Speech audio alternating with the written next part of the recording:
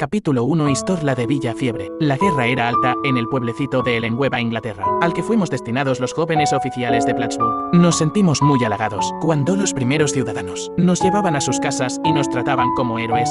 Allí estaban el amor, los aplausos y la guerra, momentos sublimes con intervalos de júbilo.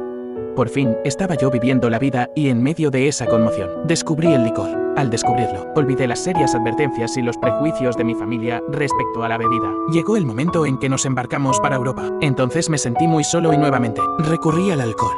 Desembarcamos en Inglaterra. Visité la catedral de Winchester. Muy conmovido me dediqué a pasear por sus exteriores. Y llamó mi atención una vieja lápida en la que leí esta inscripción: aquí yace un granadero de Hampshire quien encontró su muere bebiendo cerveza fría. Un buen soldado nunca es olvidado, sea que muera por mosquete o por jarra de cerveza amenazadora. Advertencia a la que no hice caso, veterano de guerra en el extranjero. A la edad de 22 años, regresé a mi hogar. Me imaginaba ser un líder. ¿Por qué no era cierto que los hombres de mi batería me habían dado una muestra de su especial estimación? Yo imaginaba que, por mi talento para el liderazgo, llegaría a estar al frente de importantes empresas que manejaría con sumo aplomo. Seguí un curso nocturno de leyes y obtuve un empleo como investigador en una compañía de seguros. Había emprendido el camino para el logro del triunfo y le demostraría al mundo lo importante que yo era. Mi trabajo me llevaba a Wall Street y, poco a poco, empecé a interesarme en el mercado de valores, en el que muchos perdían dinero, pero algunos se hacían muy ricos. ¿Por qué no había de ser yo uno de estos afortunados? Estudié economía y comercio a la vez que leyes.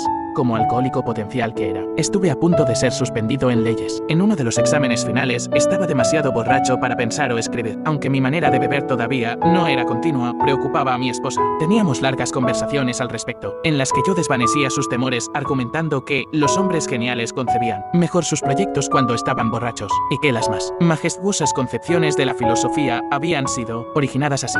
Cuando terminé el curso de leyes, comprendí que esa profesión no era para mí. El atrayente torbellino de Wall Street me tenía en sus garras. Los líderes en los negocios y en las finanzas eran mis héroes. De esta aleación de la bebida y la especulación, comencé a forjar el arma que un día se convertiría en boomerang y casi me haría pedazos. Viviendo modestamente, mi esposa y yo ahorramos $1000, que invertimos en unos valores, que entonces estaban a un precio bajo y que no eran muy populares. Acertadamente pensé que algún día tendrían una considerableanza. No pude convencer a mis amigos, corredores de bolsa, para que me enviaran en una gira para visitar fábricas y otros negocios. Pero sin embargo, mi esposa y yo decidimos hacerla. Desarrollé la teoría de que la mayoría de la gente perdía dinero con los valores, debido a una falta de conocimiento de los mercados. Después descubrí muchos otros motivos. Renunciamos a nuestros empleos y emprendimos la marcha en una motocicleta, cuyo carro lateral abarrota Moscú, una tienda de campaña, cobertores, una muda de ropa y 3 enormes libros de consulta para asuntos financieros. Nuestros amigos pensaron que debía nombrarse una comisión para investigar nuestra locura. Tal vez tenían razón. Había tenido algunos éxitos con la especulación y por ello teníamos algún dinero, aunque una vez tuvimos que trabajar en una granja para no tocar nuestro pequeño capital. Este fue el último trabajo manual honrado que haría en mucho tiempo. En un año,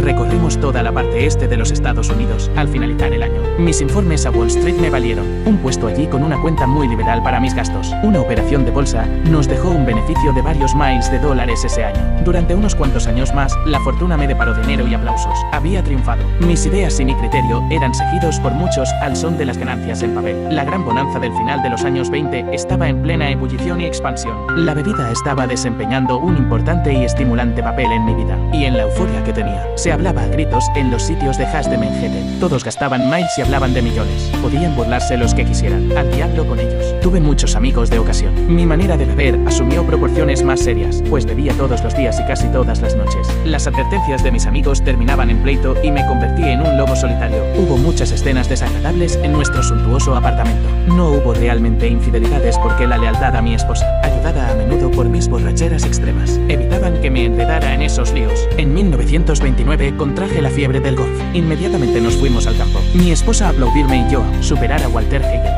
Pero el licor me ganó antes de que pudiera alcanzar a Walter. Empecé a estar tembloroso por las mañanas. El golf me permitía beber todos los días y todas las noches. Me causaba satisfacción pasear por el exclusivo campo de golf, que tanto admiraba de muchacho, luciendo la impecable tez tostada que suelen tener los caballeros acomodados. El banquero local observaba con divertido escepticismo el movimiento de cheques grandes. En octubre de 1929 se derrumbó repentinamente el mercado de valores de Nueva York.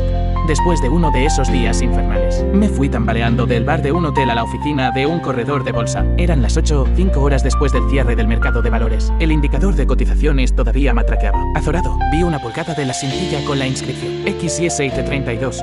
En la mañana estaba a 52. Estaba arruinado y muchos de mis amigos también. Los periódicos daban las noticias de individuos que saltaban de las distintas torres de Wall Street. Eso me repugnó. Yo no saltaría. Regresé al bar. Mis amigos habían perdido varios millones. ¿De qué me preocupaba yo? Mañana sería otro día. Mientras bebía, la antigua y fiera determinación de triunfar se apoderó de mí nuevamente. A la mañana siguiente telefoné a un amigo de Montreal. Le quedaba bastante dinero y creía que era mejor que yo fuera al Canadá. Para la primavera estábamos viviendo en la forma a que nos habíamos acostumbrado. Me sentía como Napoleón regresando de Elba. Para mí no habría Santa Elena, pero la bebida me ganó la partida otra vez y mi generoso amigo tuvo que despedirme. Esta vez estábamos arruinados. Nos fuimos a vivir con los padres de mi esposa. Encontré trabajo y lo perdí luego por causa de una pelea con un taxista. Gracias a Dios, nadie sospecharía que no iba a tener un empleo real en 5 años, ni estar sobrio casi ni un solo momento. Mi esposa empezó a trabajar en una tienda, llegando agotada a casa para encontrarme borracho. En los círculos de la bolsa se llegó a considerarme como un allegado indeseable. El licor dejó de ser un lujo, se convirtió en una necesidad. Mi dosis cotidiana era de 2 o 3 botellas de ginebra de fabricación casera. En ocasiones, alguna pequeña operación me dejaba unos cientos de dólares con los que pagaba mis deudas en bares y tiendas de comestibles. Esta situación se prolongaba indefinidamente y empecé a despertar tremendamente tembloroso. Necesitaba beberme una copa de ginebra, seguida de media docena de botellas de cerveza para poder desayunar. A pesar de esto, aún creía que podía controlar la situación y tenía periodos de sobriedad que hacían renacer las esperanzas de mi esposa. Paulatinamente, las cosas empeoraban. Tomó posesión de la casa el hipotecario, murió mi suegra, mi esposa y mi suegro enfermaron. En esos días se me presentó la oportunidad de un negocio prometedor. Las acciones estaban en el punto más bajo de 1932 y, de alguna manera, yo había formado un grupo de compradores. Mi participación en las utilidades sería ventajosa, pero entonces emprendí una borrachera tremenda y esa oportunidad se esfumó. Desperté. Eso no podía seguir. Me di cuenta de que no podía tomar ni una copa. Dejaría de beber para siempre. Anteriormente había hecho muchas promesas, pero esta vez mi esposa notó con alegría que había seriedad en mi actitud, y así era. Poco después llegué borracho a la casa. No había hecho ningún esfuerzo para evitarlo. ¿Dónde estaba mi firme resolución? Sencillamente no lo sabía. Alguien me había puesto una copa enfrente y la tomé. ¿Estaba yo loco? Empecé a pensarlo. Porque tamaña falta de perspectiva parecía acercarse a la locura.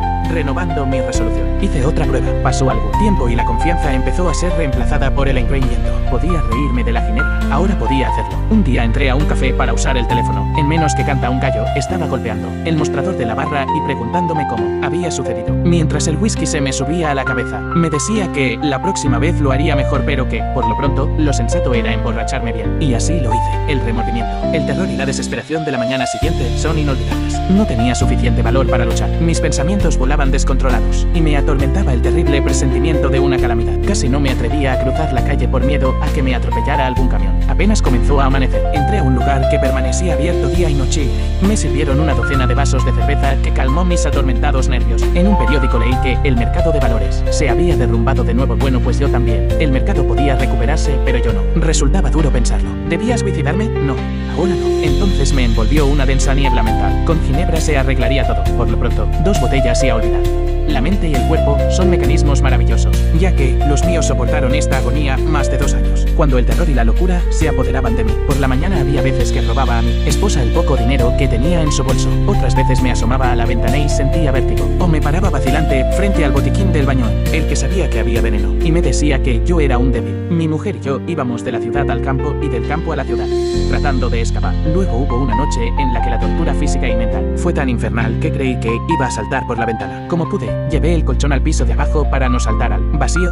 Fue a verme un médico y me recetó un fuerte sedante. Al día siguiente estaba tomando el sedante y la ginebra. Esta combinación pronto me causó un descalabro. Temían que enloqueciera. Yo también. Comía poco o nada porque no podía hacerlo. Y mi peso llegó a ser 40 libras menos del normal. Mi cuñado es médico y gracias a él y a mi madre, se me internó en un hospital para la rehabilitación física y mental de alcohólicos, conocido nacionalmente. Bajo el tratamiento de belladona se aclaró mi cerebro. La hidroterapia y los ejercicios ligeros ayudaron mucho. Lo mejor de todo fue que conocí a un médico que me explicó mi caso diciéndome que, aunque yo había actuado egoísta e imprudentemente, también era cierto que estaba gravemente enfermo física y mentalmente. Me produjo cierto alivio enterarme de que la voluntad del alcohólico se debilita, sorprendentemente cuando se trata de combatir el licor, aunque en otros aspectos pueda seguir siendo fuerte. Estaba explicado mi proceder ante un deseo vehemente de dejar de beber. Comprendiéndome ahora, me sentí alentado por nuevas esperanzas. Durante 3 o 4 meses, las cosas marcharon bien. Iba a la ciudad con regularidad y hasta ganaba algún dinerito. Seguramente en eso estaba la solución, conocerse a sí mismo.